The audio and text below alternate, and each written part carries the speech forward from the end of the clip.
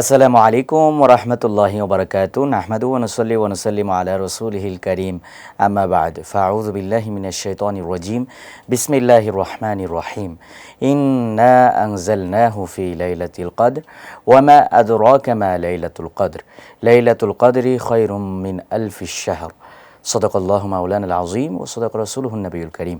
সুপ্রিয় দর্শক, সবাইকে স্বাগত জানাচ্ছি বিজয় টিভি জুমাবারের নিয়মিত আয়োজন পিএইচপি ইসলামের কথায়। দর্শক, আমরা শবে কদর বা লাইলাতুল কদর রমজান মাসের অত্যন্ত গুরুত্বপূর্ণ একটা ইভেন্ট, আর এই ইভেন্ট নিয়ে আমরা আজকে আলোচনা শুনব বিস্তারিত। শবে কদরের যে ফজিলত, এর যে মাহাত্ম্য, এর তারিখ এবং এই রাতে আমাদের করণীয় কি, সেই বিষয়গুলো নিয়ে ইনশাআল্লাহ বিস্তারিত আলোচনা শুনব। এবং বিস্তারিত আলোচনা করবার জন্যে বরাবরের মতোই আমাদের সঙ্গে রয়েছেন আপনাদের প্রিয় আলোচক, ঢাকার ঐতিহ্যবাহী দ্বীনী শিক্ষা প্রতিষ্ঠান কাদেরিয়া তৈবিয়া কামিল মাদ্রাসার সম্মানিত উপাধ্যক্ষ শেখুল হাদিস মুফতি আল্লামা আবুল কাসেম মোহাম্মদ ফজলুল হক। আসসালামু আলাইকুম রহমতুল্লাহ। ওয়ালাইকুম আসসালাম রহমতুল্লাহি ওয়া বারাকাতুহু। কেমন আছেন মোহতারাম? আলহামদুলিল্লাহ, ভালো আছি। মোহতারাম, লাইলাতুল কদর অত্যন্ত গুরুত্বপূর্ণ একটা রাত। বিশেষ করে আল্লাহ কোরআনে হাজার মাসের চাইতে দামি বলেছেন এই রাতকে। এই রাতের অনেক ফজিলত আছে, অনেক আমাদের করণীয় আছে। আল্লাহ রাব্বুল আলামিন কোরআন মাজিদে এবং রসুল আকরাম সাল্লাল্লাহু আলাইহি সাল্লামের হাদিসের আলোকে আমরা যেটা জানতে পারি, সে বিষয়গুলো নিয়ে ইনশাআল্লাহ বিস্তারিত আলোচনা শুনবো। শুরুতে শুনতে চাইব যে লাইলাতুল কদরের ফজিলত সম্পর্কে কোরআন হাদিসে কি কি আছে। বিসমিল্লাহির রহমানির রহিম। পবিত্র লাইলাতুল কদর, যাকে আমরা শবে কদর বলে থাকি, এই রাতের ফজিলত এবং মর্যাদা সম্পর্কে এতটুকুই যথেষ্ট যে এই রাত নিয়ে আল্লাহ পাক পূর্ণাঙ্গ একটি সূরা নাজিল করেছেন কোরআন কারীমে, যে সূরার নাম সূরা কদর। জি। প্রতিটি ঈমানদার মুসলমান নির্বিশেষেই লাইলাতুল কদর এবং সূরা কদর সম্পর্কে অবহিত, কারণ প্রতিটি রমজান মাসেই লাইলাতুল কদর আসে এবং লাইলাতুল কদরের উদযাপন হয়, আলোচনা হয়, লাইলাতুল কদর ইবাদত হয়। শুধু মসজিদ নয়, প্রতিটি ঘরে ঘরে লাইলাতুল কদরের কম বেশি ইবাদত হয়। সুতরাং এই লাইলাতুল কদর সম্পর্কে ঈমানদার মুসলমান সবাই সচেতন। আল্লাহ পাক রব্বুল আলামিন আহকামুল হাকিমিন এই লাইলাতুল কদর সূরা নাজিল করে এটাকে হাজার মাস থেকে শ্রেষ্ঠ বলেছেন। পৃথিবীতে এক বছরে যত দিন আছে, যত রাত আছে, তোর মধ্যে সর্বশ্রেষ্ঠ রাত হলো ইবাদতের দৃষ্টিকোণ থেকে লাইলাতুল কদর। এই রাতে ইবাদতের ফজিলত এবং মর্যাদা এত বেশি, বছরের অন্য কোনো রাতে ইবাদতের এত ফজিলত আর মর্যাদা নাই। এবং কতটুকু দেবেন এটা ক্যালকুলেট করার সেই যোগ্যতা, সেই ক্ষমতাও আমাদের নাই। আল্লাহ শুধু এতটুকু বলে দিয়েছেন যে লাইলাতুল কদরি খায়রুম মিন আলফি শাহর।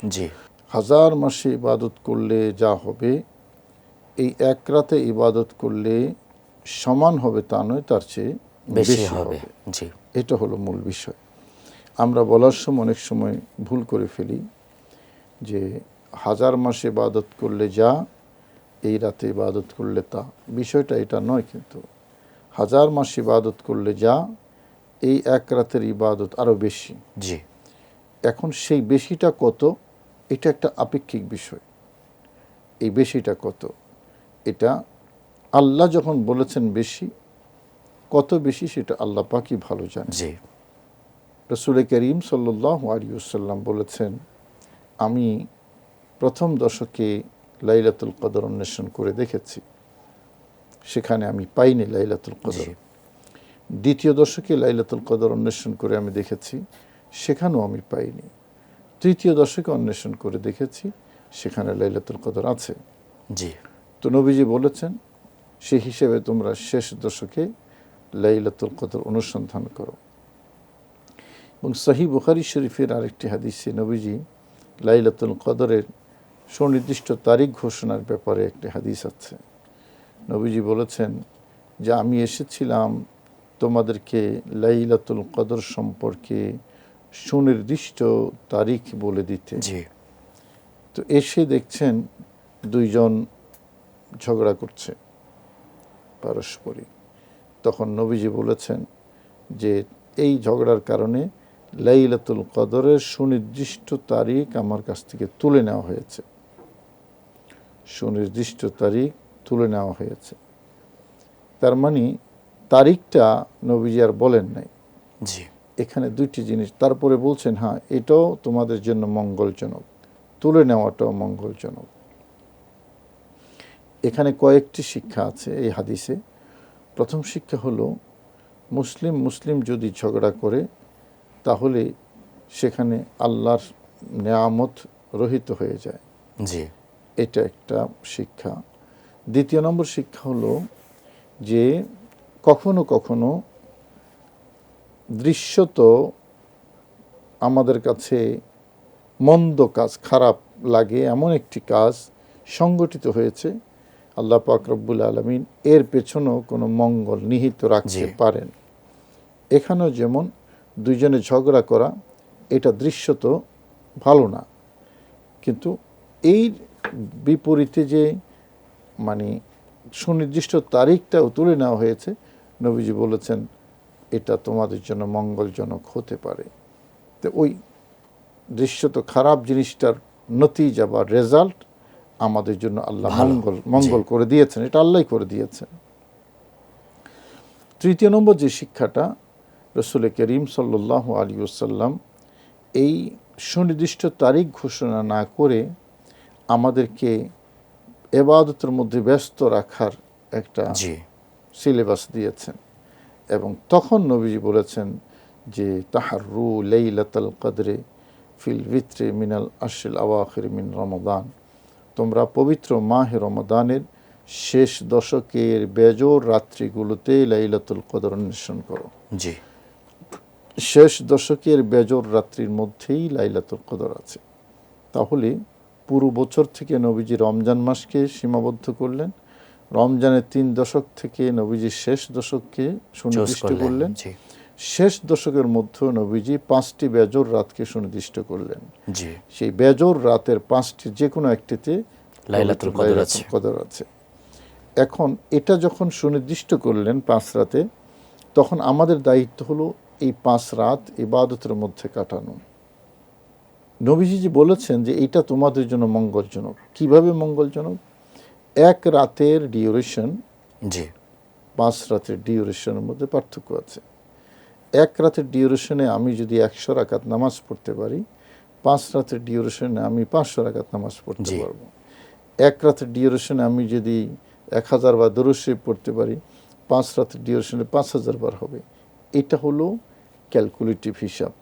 রাসূল করিম সাল্লাল্লাহু আলাইহি ওয়াসাল্লাম সে কারণেই বলেছেন যে এটা সুনির্দিষ্ট তারিখটা তুলে নাও তোমাদের জন্য মঙ্গলজনক। খুব সুন্দর বলছেন মোহতারাম। আরও শুনবো আপনার কাছ থেকে। আমাদের এই পর্যায়ে একটি বিরতি নিতে হচ্ছে।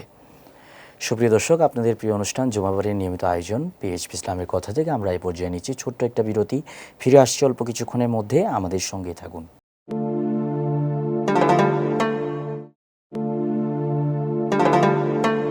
ফিরে এলাম বিরতির পর। সবাইকে আবারও স্বাগত জানাচ্ছি আপনাদের প্রিয় অনুষ্ঠান জুমাবারের নিয়মিত আয়োজন পিএইচপি ইসলামের কথায়। দর্শক, আমরা শবে কদর বা লাইলাতুল কদর সম্পর্কে আলোচনা শুনছিলাম। খুব গুরুত্বপূর্ণ আলোচনা, কোরআন হাদিসের আলোকে আমরা আবারও মূল আলোচনা ফিরে যাচ্ছি। মোহতারাম, যেমনটা আপনি বলছিলেন যে আল্লাহ রসুল সাল্লাল্লাহু আলাইহি সাল্লাম এই যে লাইলাতুল কদরের তারিখটা সুনির্দিষ্ট করে না বলে কয়েকটা তারিখ বলেছেন, এটার মধ্যে নিশ্চয়ই মঙ্গলজনক বিষয় আছে। তো লাইলাতুল কদরের শুরুতে যে মর্যাদাটার কথা বলেছেন যে 1000 মাসের চাইতে দামি আল্লাহ এই রাতকে করেছেন, এই ছাড়া এই রাতের বিশেষ ফজিলত বা মর্যাদা কি কি আছে? এই আয়াতের এই সূরার মধ্যেই আরও অনেক মর্যাদার কথা আছে। নবীজি বলেছেন, আল্লাহ বলেছেন তানাজ্জালুল মালাইকাতু ওয়ার রূহু ফিহা বিইذনি রাব্বিহিম মিন কুল্লি আমরিন সালাম হিয়া হাত্তা মাতলাইল ফজর। এটা টোটালি একটা সেন্টেন্সে আল্লাহ ফেরেশতারা যে অবতরণ করে, রহমতের ফেরেশতারা, এই রাতে অসংখ্য অগণিত ফেরেশতা আল্লাহ পাক রব্বুল আলামিন জমিনে পাঠিয়ে দেন। কী করার জন্য? হাদিসের মধ্যে এবং তাফসিরের অথেন্টিক গ্রন্থগুলোর মধ্যে যে কথাটি এসেছে, হযরত জিবরাইল আলাইহিস সালামের নেতৃত্বে আল্লাহ ফেরেশতা পাঠান। কত পাঠান এটা একটু পরে বলছি। জিবরাইলের হাতে 4টা কি থাকে? পতাকা থাকে। 4টা পতাকা নিয়ে জিব্রাইল জমিনে অবতরণ করেন। 4টার একটা কাবা শরীফের উপরে, দ্বিতীয়টা বাইতুল মুকদ্দাসের উপরে, তৃতীয়টা মদিনা শরীফ মসজিদে নববীর উপরে, রওজা শরীফের উপরে, এবং চতুর্থটা তুর সিনা পর্বতের উপরে। এই 4টা পতাকা 4 জায়গায় গেড়ে দেন, রহমতের পতাকা, নিশানা দিয়ে এবার ফেরেশতাদেরকে বলেন যে তোমরা জমিনে ছড়িয়ে পড়ো। এত অধিক সংখ্যক ফেরেশতা নাজিল হয়। সূরা কদরকে, এই লাইলাতুল কদরকে কদর এই জন্যই বলা হয়। কদর মানে সংকীর্ণ হয়ে যাওয়া।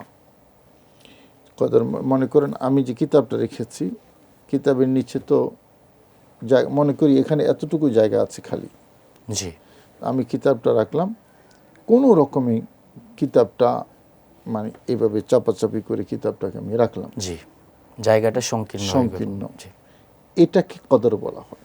জি, তো লাইলাতুল কদরকে লাইলাতুল কদর কেন বলা হয়? যাতে এই রাতে এত বেশি রহমতের ফেরেশতা আল্লাহ নাজিল করেন, পৃথিবী তাদেরকে অ্যাকোমোডেট করতে সংকীর্ণ হয়ে যায়। সুবহানাল্লাহ। পৃথিবীটা, জি, ফেরেশতাদের অ্যাকোমোডেশন হচ্ছে না, মানে ফেরেশতাদের তুলনায় জমিন সংকীর্ণ, জি, এই হলো অর্থ। যার কারণে জমিনের এই সংকীর্ণতার কারণেই এই রাতকে লাইলাতুল কদর বলা হয়ে থাকে। তো ফেরেশতারা কেন নাজিল হয়? ফেরেশতারা নাজিল হয় রহমত নিয়ে, রহমতের ফেরেশতা, এবং তারা ঈমানদার মুসলমান যারা ইবাদত করবে তাদেরকে সালাম দিতে থাকে, সালামুন হিয়া হাত্তা মাতলাইল ফজর, সালামুন সালামুন বলতে থাকে। এবং তাফসিরে হাদিসের মধ্যে আছে ফেরেশতারা ওই সকল ইবাদত গুজার বান্দা যারা তাদের সাথে মুসাফা করে, তাদেরকে শুধু সালাম দেয় না, তাদের সাথে মুসাফা করে। জি, এবং ওয়াস্তাগফিরুনা লাহুম, মানুষের জন্য, ঈমানদার মুসলমান ইবাদত গুজার যারা, তাদের জন্য আল্লাহর দরবারে ইস্তেগফার করে। এই জন্য আল্লাহ ফেরেশতাদেরকে নাজিল করেন।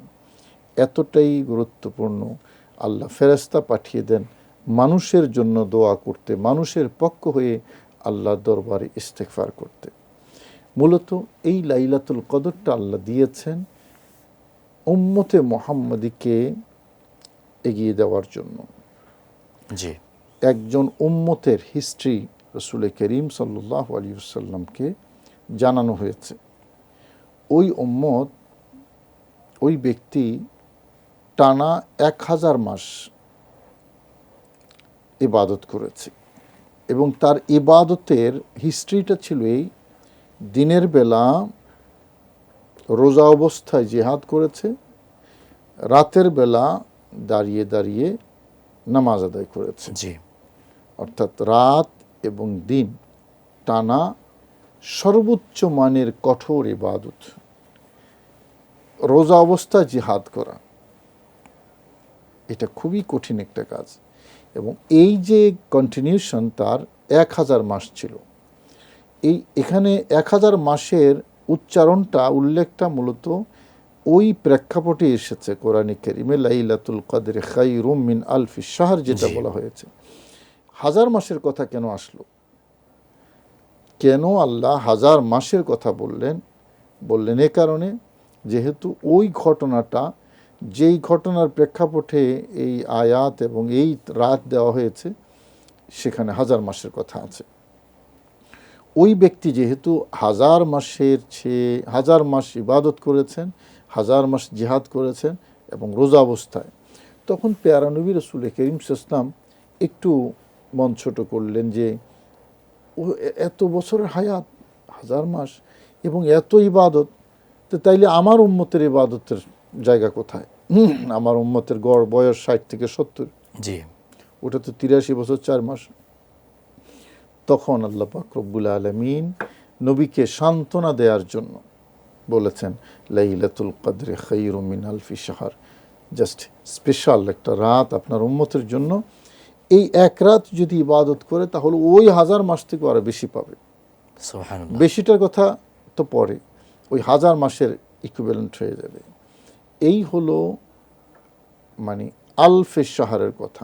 জি তো এই যে ওই ব্যক্তিটা 1000 মাস ইবাদত করে যা পাচ্ছে, আমরা উম্মতে মুহাম্মদী এই এক রাত যদি ইবাদত করি আমরা আল্লাহর দরবারে এর চেয়ে অনেক বেশি পাবো। জি এবং এর মাধ্যমেই মূলত উম্মতে মুহাম্মদের শ্রেষ্ঠত্ব। জি আমরা এভাবেই শ্রেষ্ঠ। অর্থাৎ আমি এটাকে সহজ ভাষায় সাধারণ মানুষকে বোঝাবার জন্য বলি, কেউ 1 ঘন্টা কাজ করে 100 টাকা পায়, আর কেউ 1 ঘন্টা কাজের মূল্য জি 10,000 টাকা। আপনি যদি বহির্বিশ্বে তো ঘন্টা হিসাব, ওয়েস্টার্ন কান্ট্রিতে যারা কর্মজীবী আছে তাদের কিন্তু ঘন্টায় ডলার হিসাব, ঘন্টার সাথে ডলার। সে আপনি 1 ঘন্টা কাজ করলেন, আপনি $50 বা $100 পাবেন।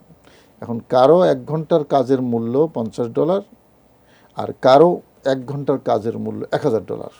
জি এখন আমরা উম্মতে মুহাম্মদী, আমাদের কাজের মূল্যটা সেরকম, আমরা বেশি ভ্যালুয়েবল, এবং এটার মূল কারণ হচ্ছে আল্লাহ রাসূল সাল্লাল্লাহু আলাইহি সাল্লাম। খুব সুন্দর বলেছেন মোহতারাম। আরও শুনবো আপনার কাছ থেকে। আমাদের এই পর্যায়ে একটি বিরতি নিতে হচ্ছে। সুপ্রিয় দর্শক, আপনাদের প্রিয় অনুষ্ঠান জুমাবারের নিয়মিত আয়োজন পিএইচপি ইসলামের কথা থেকে আমরা এই পর্যায়ে নিচ্ছি ছোট্ট আরও একটি বিরতি। ফিরে আসছি অল্প কিছুক্ষণের মধ্যেই, আমাদের সঙ্গেই থাকুন।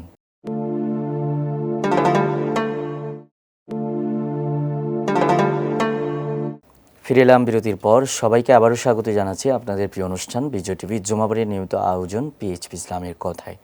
দর্শক, বিরতির আগে আমরা লাইলাতুল কদর সম্পর্কিত আলোচনা শুনছিলাম। মোহতারাম আলোচকের কাছে আমরা আবারও ফিরে যাচ্ছি। মোহতারাম, আপনি বিরতির আগে যেটা বলেছিলেন যে রাসূল আরবি সাল্লাল্লাহু আলাইহি ওয়াসাল্লামের মাধ্যমে দেওয়া এই লাইলাতুল কদর শ্রেষ্ঠ রজনী, এবং তার পিছনে ইতিহাস বলেছেন, ফজিলতগুলো বলেছেন। এবার একটু জানতে চাইবো, এই রাতের যেই চর্চাটা আমরা আমাদের দেশে দেখি, শুধু আমাদের দেশে না, পুরো সাবকন্টিনেন্টে এই চর্চাটা আছে যে রমজান মাসের 27 তারিখের যে বেজোড় রাতটা, এই রাতটাকে খুব জোরসোরে ইবাদতের সঙ্গে পালন করা হয়।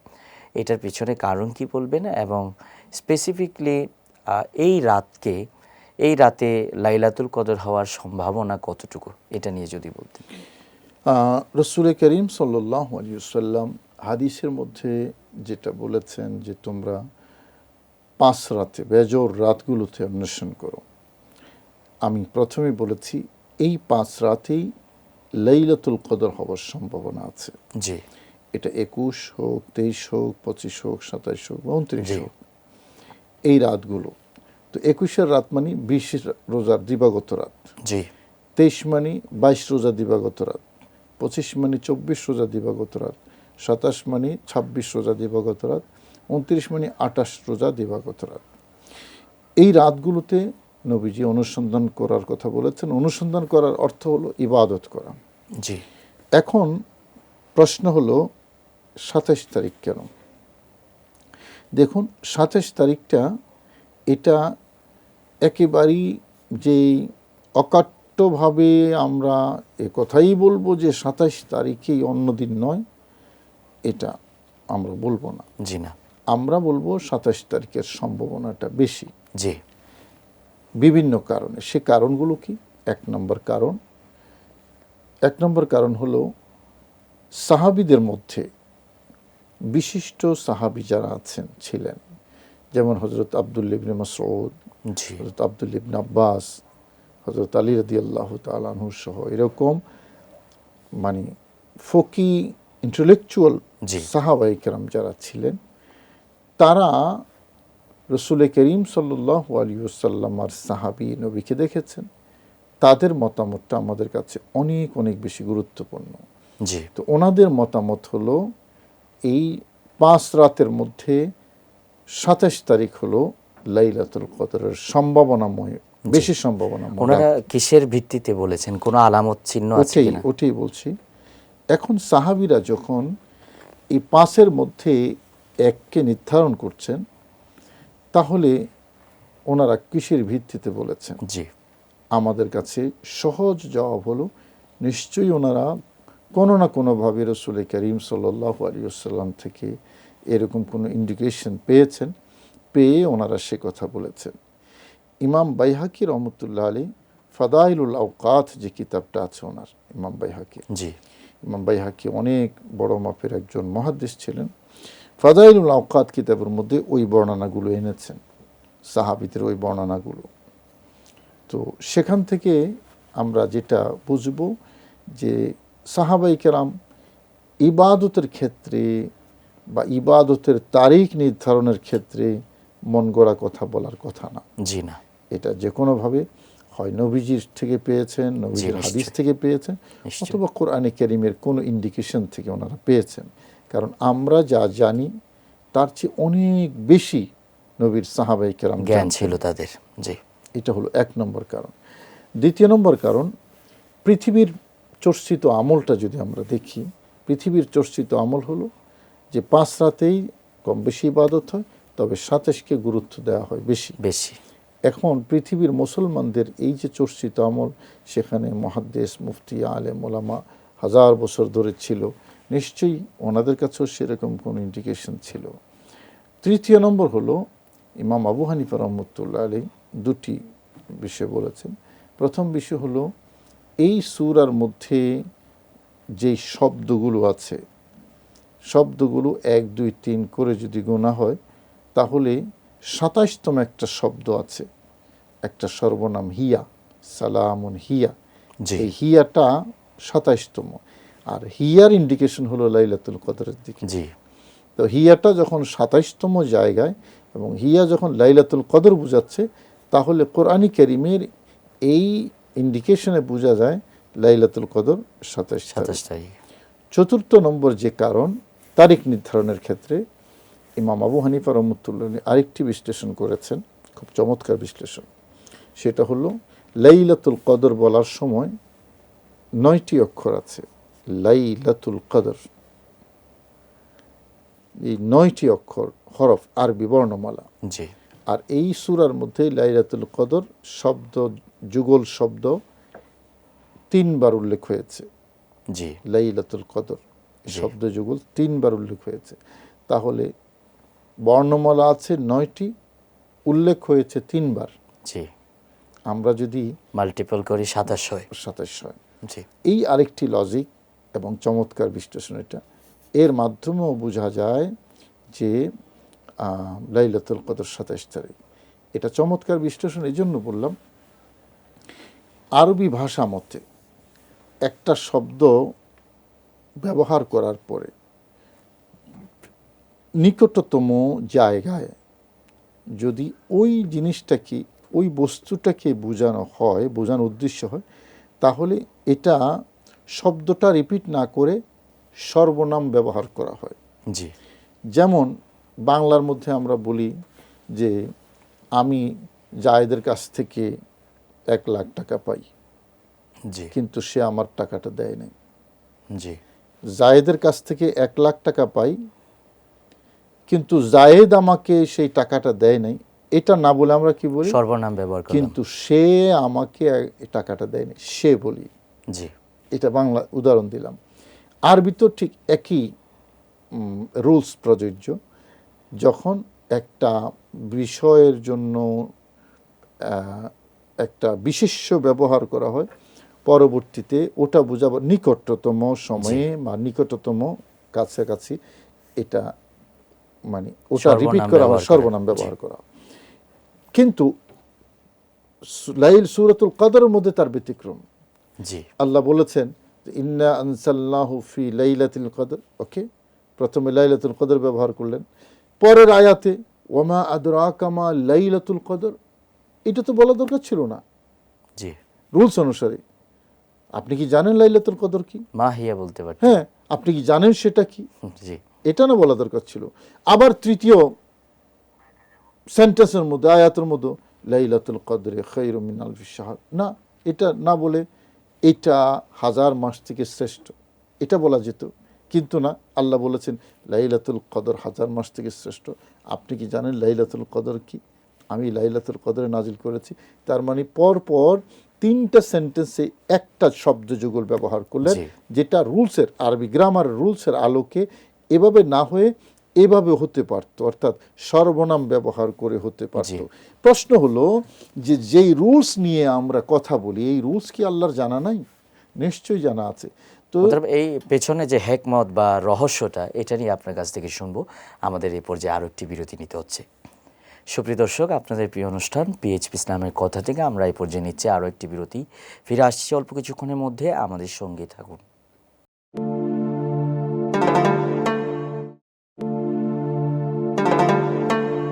ফিরে এলাম বিরতির পর। সবাইকে আবারও স্বাগত জানাচ্ছি আপনাদের প্রিয় অনুষ্ঠান পিএইচপি ইসলামের কথায়।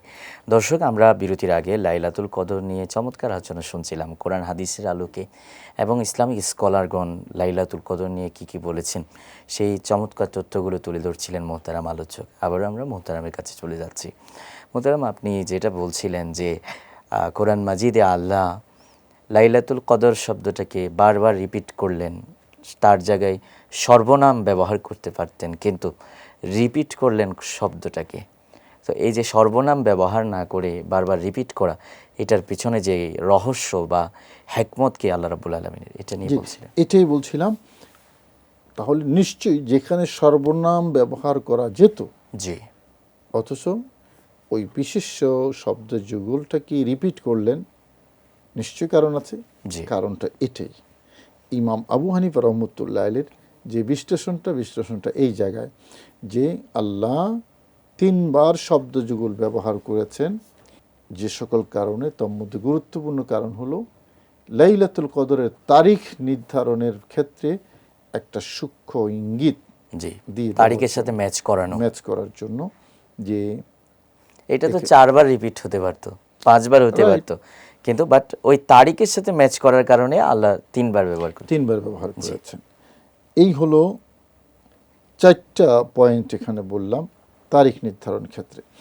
তা সত্ত্বেও আমরা দর্শকদেরকে বলবো 27 তারিখেই সীমাবদ্ধ না রেখে, যে 5 রাত আছে, 5 রাত আমরা একটু একটু করে আমল করি, তাহলে আমলের ঝুড়িটা আমাদের একটু কি হবে, ওয়াইড হবে, ভারী হবে। মোহতারাম, এই রাতের আমলগুলো আমরা কি কি আমল করতে পারি? ওকে, নবীজি বলেছেন, মান কামা লাইলাতুল কদর ঈমানা ওয়া ইহতিসাবা গুফিরা লাহু মা তাকাদ্দামা মিন যামবিহি।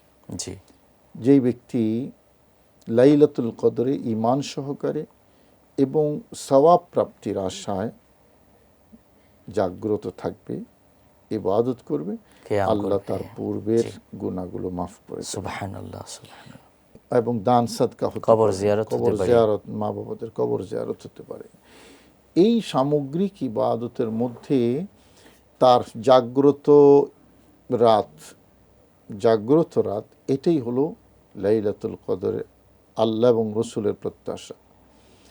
এবং এখানে যেহেতু কোরআনী কারীম নাজিল হয়েছে এই রাত, সুতরাং যারা কোরআনী কারীম তেলাওয়াত করবেন মনোযোগ দিয়ে, এই রাতে তেলাওয়াত করাটা এটা একটা উত্তম ইবাদত। পাশাপাশি আমরা এই কথাটাও বলবো যে যারা এখনও দুর্ভাগ্যজনকভাবে কোরআনী কারীম তেলাওয়াত পারে না, জি কোরআনী কারীম পড়তে পারে না, আমরা তাদেরকে আহ্বান জানাবো, এই রাত যাতে আমাদের এই চেতনার অভ্যুদয় ঘটে, আমরা যেন কোরআনী কারীম শেখার প্রয়োজন বোধ অনুভব করি। জীবনে কত কিছুই পড়েছি, কত নাটক, উপন্যাস, নোবেল বই, কত শ্রেণীবিন্যস্ত সাবজেক্ট আমরা পড়েছি, কিন্তু কোরআনী কারীমটা আমাদের অগোচরে থেকে গেছে। একটা জ্যামিতিক সূত্র বোঝার জন্য কত শ্রম দিয়েছি, একটা গণিত, বীজগণিত, পাটিগণিতের বোঝাবার জন্য, একটা বৈজ্ঞানিক সূত্র বোঝার জন্য আমরা কত কত শ্রম দিয়েছি, কিন্তু কোরআনী কারীম বোঝার জন্য, পড়ার জন্য এত শ্রম প্রয়োজন হয় না। মানে যদি একাগ্র চিত্তে প্রতিদিন 1-1.5 ঘন্টা করে 1 মাস সময় দেওয়া হয়, তাহলে কোরআনী কারীম সহি শুদ্ধভাবে রিডিং পড়া যায়। আমরা প্রথম স্তরে যদি রিডিংটাকে যদি আমরা এস্টাবলিশ করতে পারি, এরপরে সেকেন্ডারি ইস্যু আসবে, হ্যাঁ, কোরআনী কারীমের অনুবাদ পড়া, তাফসীর পড়া। আর সবচেয়ে বড় কথা হলো, আমরা মুসলমান হিসেবে আমাদের মৌলিক সিলেবাস তো হলো কোরআনী কারীম। নবীজির কোরআন, নবীজির হাদিস, আল্লাহর কোরআন, এগুলো হলো আমাদের মৌলিক সিলেবাস। কিন্তু এই মৌলিক সিলেবাস থেকে উম্মতে মুহাম্মদী যোজন যোজন দূরে। আমরা লাইলাতুল কদরে দর্শক শ্রোতা সবাইকে এই আহ্বান জানাবো, আমরা যেন কোরআনে কারীম যেই রাতে নাজিল হয়েছে, এই রাতে একটা প্রতিজ্ঞা আমরা করি যে আমরা অন্য কিছু পড়তে পারি আর না পারি, বয়সের যে স্তরে আমি থাকি, জি, এটা 40 বছরের স্তরে হোক, 80 বছরের স্তরে হোক, আমি কোরআনে কারীম শিখব। মধ্যপ্রাচ্যের যে দেশগুলোতে, মুসলিম দেশগুলোতে, যেখানে যেখানে আমার যাওয়ার সুযোগ হয়েছে, একজন ড্রাইভার ড্রাইভিং করতেছে, কোরআনে কারীমের অডিও চালিয়ে রেখেছে, সে ড্রাইভিং করছে আর তেলাওয়াত শুনছে। আমাদের তরুণদেরকে আমরা দেখি বাসে, রিক্সায়, বিভিন্ন জায়গায় বসা, কি বলে এটাকে, হেডফোন লাগানো, জি, কানের মধ্যে কি শুনছে, গান শুনছে। এটা হলো আমাদের উপর কালচারাল আক্রমণ। জি, আমাদের ভিতরে এগুলা, এই ব্যাড কালচার ঢুকিয়ে দেওয়া হয়েছে, যেখানে একজন মুসলিম তরুণ কোরআনে জি। কারীমের তেলাওয়াত শোনার কথা, জি, এবং তেলাওয়াত শুনতে শুনতে কিন্তু তেলাওয়াত মুখস্থ হয়ে যায়, এবং অন্তর কিন্তু প্রশান্ত হয়। আর বিপরীত দিকে গান যেটা বলছেন, এইটা তো মানুষের অন্তর্জগৎকে খারাপভাবে প্রভাবিত করে। না, একটা অন্ধকার জেনারেট করে জি, আর একটা আলো আলো জেনারেট করে, রাইট। এখন এটা হতে হতে আমরা এই অনুষ্ঠানের ঠিক এই পর্যায়ে এতটুকু বলবো আমাদের তরুণদেরকে, হ্যাঁ, আমরা হেডফোনটা কানে লাগিয়ে আমরা চলাফেরায় যদি কোরআনে কারীমের তেলাওয়াত শুনি, জি, তাহলে ওই শোনার মধ্যেই কিন্তু আমার সূরা মুখস্থ হয়ে যাবে। জি, এটা আমি বাস্তবে দেখেছি। ছোট বাচ্চারা এই মোবাইলে নাচ শুনে, একবার আমি সিলেট হবিগঞ্জ গিয়েছি, তো হবিগঞ্জে গিয়ে দেখলাম হবিগঞ্জের ছেলে চট্টগ্রামের ভাষায় একটা নাচ পড়তেছে। জি, আমি খুব আশ্চর্য হলাম, কিরে, চট্টগ্রামের ছেলে আসলো কোথা থেকে এখানে? পরে জিজ্ঞেস করলাম যে, এই ছেলে তোমার বাড়ি কই? খুব সুন্দর গলা, কণ্ঠ। বললো যে চুনারঘাট, হবিগঞ্জ চুনারঘাট তার জি। বাড়ি। তো বললাম যে তুমি এই চট্টগ্রামের আঞ্চলিক ভাষায় নাচ শিখলা কোত্থেকে? বললো, হুজুর আমি মোবাইল শুনে শুনে শিখে ফেলছি। জি, মোবাইল শুনে হবিগঞ্জের ভাষা, চট্টগ্রামের ভাষা, জি। দুইটা কিন্তু বিপরীত মেরু একবারে, অবশ্যই।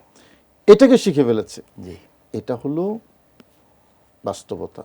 সুতরাং যারা মোবাইল আছে, আমরা যদি এই তেলাওয়াত শুনি, গান না শুনে, জি, তাহলে বিরাট ছোট সূরা তো মুখস্থ হবে, বড় বড় সূরা মুখস্থ হবে। এবং আমাদের কোরআনের প্রতি মহাব্বত তৈরি হবে। খুব সুন্দর বলেছেন মোহতারাম, আপনাকে ধন্যবাদ জানাচ্ছি আমাদের অনুষ্ঠানের পক্ষ থেকে। জাযাকাল্লাহ। সুপ্রিয় দর্শক, আপনাদের প্রিয় অনুষ্ঠান পিএসপি ইসলামের কথা থেকে আমরা আজকের মতো বিদায় নিচ্ছি। দেখা হবে আগামী পর্বে। আজ এ পর্যন্তই। আল্লাহ হাফেজ। ওয়াসসালামু আলাইকুম ওয়া রাহমাতুল্লাহ।